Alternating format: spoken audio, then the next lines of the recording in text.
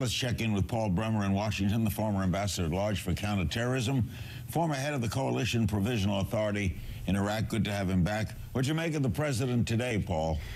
Well, I think, first of all, this whole thing proves Bremer's first rule of counterterrorism intelligence, which is that it's always easier to find the needle when the haystack's been taken away. There's good news and bad news in what the president did today. First, the good news. He acknowledged clearly that we are at war with al-Qaeda and that this was a terrorist attack. And secondly, he took responsibility. The bad news is that the president never really conveyed a sense of urgency to the country or to his team about this incident. This is 2 weeks after the incident. And his counterterrorism advisor apparently told one of the senior counterterrorist analysts to take 6 days vacation the day after this incident.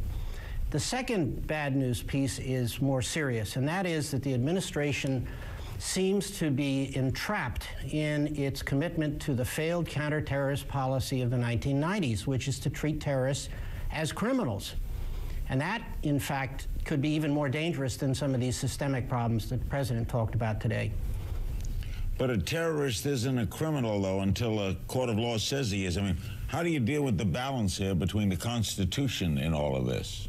This man committed a terrorist attack, or tried to commit a terrorist attack. He could have been rounded up by the military, perfectly legal according to Supreme Court rulings, and interrogated by professional counterterrorist interrogators for information.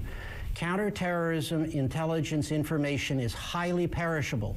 You need to know right away where he came from, who made the bomb, where did he get the bomb, what other operations are being planned by whom, where, and when. And that kind of information, as soon as you treat him as a criminal, and he gets a lawyer, and Abdul Muttalib now has a lawyer, obviously you don't get any more. And you're left with the rather pathetic counterterrorism policy of a plea bargain with a man who tried to kill 300 Americans. It's the wrong approach.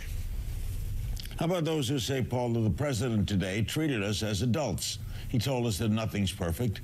Things can happen. We're doing our best. That's being honest is not bad, is it? No, and I said at the beginning, I think he's to be congratulated for that. And I think it's important that we wish that he gets this right now. But I think unless this conceptual problem is overcome, the idea that these are just criminals and we treat them that way, we're going to have a lot more problems in the future.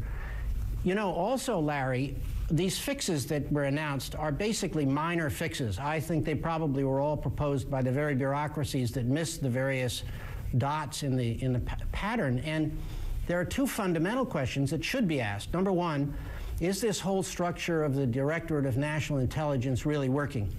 If you read the White House paper, you find that there are conflicting areas of responsibility right between the National Counterterrorism Center and the CIA.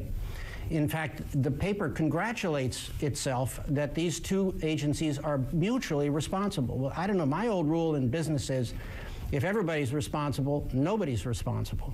And secondly, I think this whole incident raises the question whether it isn't time again to look at the proposition to establish a domestic intelligence agency such as Britain has had for decades.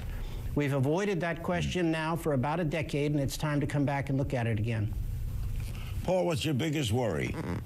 My biggest worry is that we, you know, in a way, I thought we were safer than we were before 9/11. I'm not so sure anymore. I'm not so sure. And I'm not so sure because part of it is the problem of wading through all of this intelligence. Tens of thousands of documents and pieces coming in over the transom every day. These systemic problems, how you manage all of that, but most importantly, the conceptual problem of understanding that this is a war. It's not about criminals. It's about Islamic extremists. Thanks, Mr. Ambassador. We'll be calling on you again. Always good to see you. Nice to be with you.